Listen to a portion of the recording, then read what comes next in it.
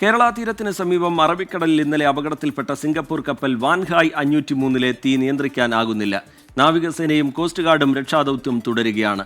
ചരക്ക് കപ്പലിൽ ഇപ്പോഴും പൊട്ടിത്തെറിയും കനത്ത പുകയുമുണ്ട്. ഇത് ദൌത്യത്തെ പ്രതികൂലമായി ബാധിക്കുന്നു. കപ്പൽ 15 ഡിഗ്രിയോളം ചെരിഞ്ഞിട്ടുണ്ട്. അതേസമയം കാണാതായ 4 നാവികർക്കായി തെരച്ചിൽ തുടരുകയാണ്. ഉൾക്കടലിൽ ആളിക്കത്തുന്ന ചരക്ക് കപ്പലിന്റെ ദൃശ്യങ്ങൾ വലിയ ആശങ്കയുണ്ടാക്കുന്നതാണ്. രക്ഷാദൌത്യത്തിലുള്ള കപ്പലിൽ നിന്നുള്ള ദൃശ്യങ്ങൾ 24-ന് ലഭ്യമായിട്ടുണ്ട്. ആദ്യം പുതിയ ദൃശ്യങ്ങളിലേക്ക്.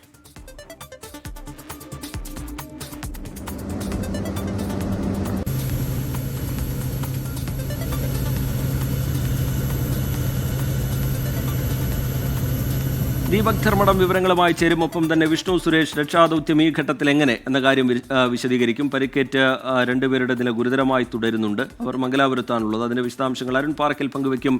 ആദ്യം ദീപക് ധർമ്മടത്തിലേക്കാണ്. ദീപക്, ഇതാ പുതിയ ദൃശ്യങ്ങൾ പുറത്തു വരുന്നുണ്ട്. അവിടെ ഈ തീ അണയ്ക്കാനുള്ള ശ്രമം അത് സജീവമായി നടക്കുന്നു. പക്ഷേ ഒരുപാട് വെല്ലുവിളികൾ ആ ദൗത്യത്തിനുണ്ട്, പ്രതിസന്ധികളുണ്ട്. ഈ ഘട്ടത്തിൽ രക്ഷാദൌത്യം എത്രത്തോളം മുന്നേറുന്നുണ്ട് ദീപക് ധർമ്മടം? റീജിത്ത്, ഇതിൽ ഏറ്റവും പ്രധാനപ്പെട്ട കാര്യം രക്ഷാദൗത്യം അതീവ ദുഷ്കരമാണ് എന്നുള്ളതാണ്.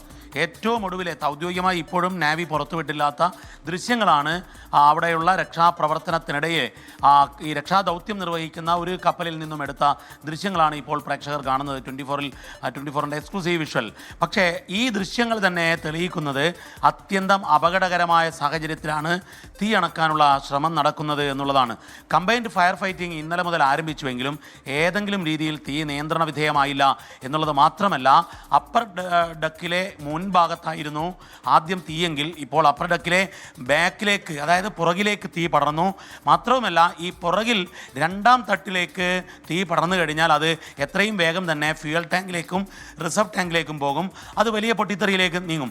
അതുകൊണ്ട് തന്നെ 3 ഷിപ്പുകൾ, അതിൽ 2 ഷിപ്പുകൾ പ്രത്യേകിച്ചും, അതായത് സമുദ്രബഹറും അതുപോലെ തന്നെ 2 ഷിപ്പുകൾ പ്രത്യേകിച്ച് സചേതും സമുദ്രബഹരിയും 2 ഷിപ്പുകളും പൂർണ്ണമായി കേന്ദ്രീകരിക്കുന്നത് ഈ വാട്ടർ ജെറ്റ് ഉപയോഗിച്ചുകൊണ്ടുള്ള ഫയർ ഫൈറ്റിങ്ങിലാണ്.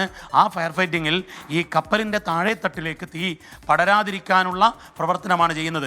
കാരണം ഈ ഫയർ ഫൈറ്റിംഗ് ഒന്നും തന്നെ തീ അണക്കാൻ സഹായകമാകുന്നില്ല എന്നുള്ളതാണ്.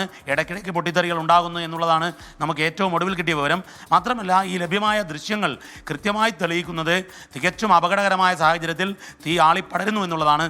മറ്റൊന്ന്, ഈ രക്ഷാദൗത്യത്തിന് മറ്റൊരു തടസ്സം ഈ സുരക്ഷിതമായ അകലം പാലിച്ചുകൊണ്ട് മാത്രമാണ് ഈ രക്ഷാപ്രവർത്തനം സാധ്യമാകുന്നത്. അതിനു കാരണം ഈ പൊട്ടിത്തെറിയിൽ നിരവധി കണ്ടെയ്നറുകൾ കടലിൽ വീണിട്ടുണ്ട്. അത് ഹൈലി ഇൻഫ്ലേമബിൾ ആണ് പലതും. അതുകൊണ്ട് തന്നെ ഈ നമ്മുടെ ഓപ്പറേഷൻ നടത്തുന്ന കപ്പലുകൾ അപായപ്പെടാതിരിക്കാനുള്ള ജാഗ്രത കൂടി എടുത്തുകൊണ്ടാണ് ഈ ഓപ്പറേഷൻ പുരോഗമിക്കുന്നത് എന്നുള്ളതാണ് ഏറ്റവും പ്രധാനപ്പെട്ട കാര്യം. ദീപക് ധർമ്മടം വിവരങ്ങൾ നൽകുകയായിരുന്നു.